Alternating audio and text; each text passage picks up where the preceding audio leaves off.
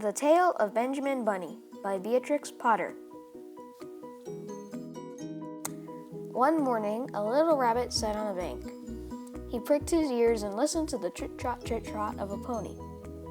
A gig was coming along the road. It was driven by Mr. McGregor, and beside him sat Mrs. McGregor in her best bonnet. As soon as they had passed, little Benjamin Bunny slid down into the road and slid off with a hop, skip, and a jump to call upon his relations, who lived in the wood at the back of Mr. McGregor's garden. That wood was full of rabbit holes, and in the neatest, sandiest hole of all lived Benjamin's aunt and his cousins, Flopsy, Mopsy, Cottontail, and Peter. Old Mrs. Rabbit was a widow. She earned her living by knitting rabbit wool mittens and muffetees. I once bought a pair at her bazaar. She also sold herbs and rosemary tea, and rabbit tobacco, which is what we call lavender. Little Benjamin did not very much want to see his aunt. He came round the back of the fir tree and nearly tumbled upon the top of his cousin Peter. Whoa! Peter was sitting by himself. He looked poorly and was dressed in a red cotton pocket handkerchief. "Peter," said little Benjamin in a whisper, "who has got your clothes?" Peter replied, "The scarecrow in Mr. McGregor's garden," and described how he'd been chased about the garden and had dropped his shoes and coat. Little Benjamin sat down beside his cousin and assured him that Mr. McGregor had gone out in a gig, and Mrs. McGregor also, and certainly for the day because she was wearing her best bonnet. Peter said he hoped that it would rain. At this point, old Mrs. Rabbit's voice was heard inside the rabbit hole, calling, "Cottontail, Cottontail, fetch some more chamomile." Peter said that he thought he might feel better if he went for a walk. They went away hand in hand and got upon the flat top of the wall at the bottom of the wood. From here, they looked down into Mr. McGregor's garden.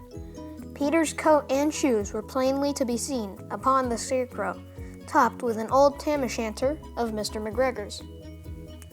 Little Benjamin says, "It spoils people's clothes to squeeze under a gate. The proper way to get in is to climb down a pear tree." Peter fell down head first, but it was of no consequence, as the bed below was newly raked and quite soft. It had been sown with lettuces. They left a great many odd little footmarks all over the bed, especially little Benjamin, who was wearing clogs. Little Benjamin said the first thing to be done was get back Peter's clothes, in order that they might be able to use the pocket handkerchief. They took them off the scarecrow. There had been rain during the night, so there was water in the shoes, and the coat was somewhat shrunk. Benjamin tried on the tam-o'-shanter, but it was way too big for him. Then he suggested that they should fill the pocket handkerchief with onions as a little present for his aunt. Peter did not seem to be enjoying himself. He kept hearing noises. Benjamin, on the contrary, was perfectly at home and ate a lettuce leaf. He said that he was in the habit of coming to the garden with his father to get lettuces for their Sunday dinner. The name of Benjamin's papa was old Mr. Benjamin Bunny. The lettuces certainly were very fine. Peter did not eat anything. He said he should like to go home. Presently, he dropped half the onions.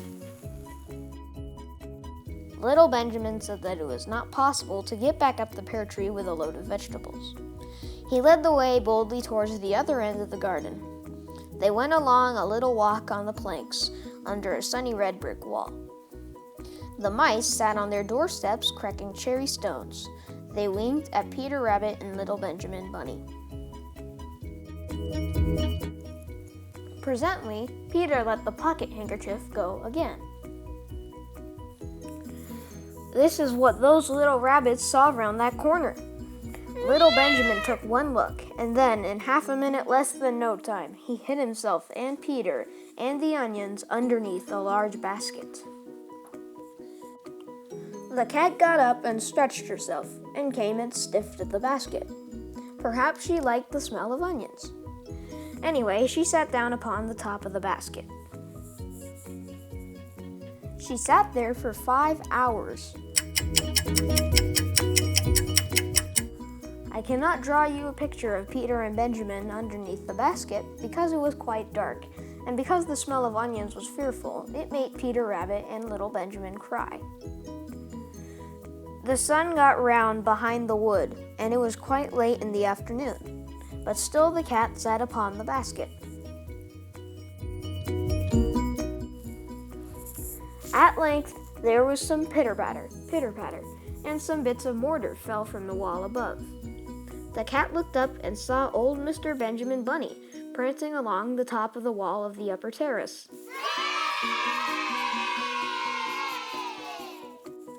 He was smoking a pipe of rabbit tobacco and had a little switch in his hand. He was looking for his son.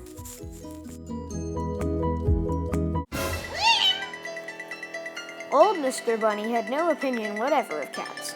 He took a tremendous jump off the top of the wall and onto the top of the cat, and cuffed it off the basket and kicked it into the greenhouse, scratching off a handful of fur. The cat was too much surprised to scratch back. When old Mr. Bunny had driven the cat into the greenhouse, he locked the door. Then he came back to the basket and took out his son, Benjamin, by the ears, and whipped him with the little switch. Then he took out his nephew Peter. Then he took out the handkerchief of onions and marched out of the garden. When Mr. McGregor returned about half an hour later, he observed several things which perplexed him. It looked as though someone had been walking all over the garden in a pair of clogs, only the footmarks were too ridiculously little. Also, he could not understand how the cat could have managed to shut herself up inside the greenhouse, locking the door upon the outside. When Peter got home, his mother forgave him, because she was so glad to see that he had found his shoes and coat. Cottontail and Peter folded up the pocket handkerchief, and old Mrs. Rabbit strung up the onions and hung them from the kitchen ceiling, with the bunches of herbs and the rabbit tobacco. The end.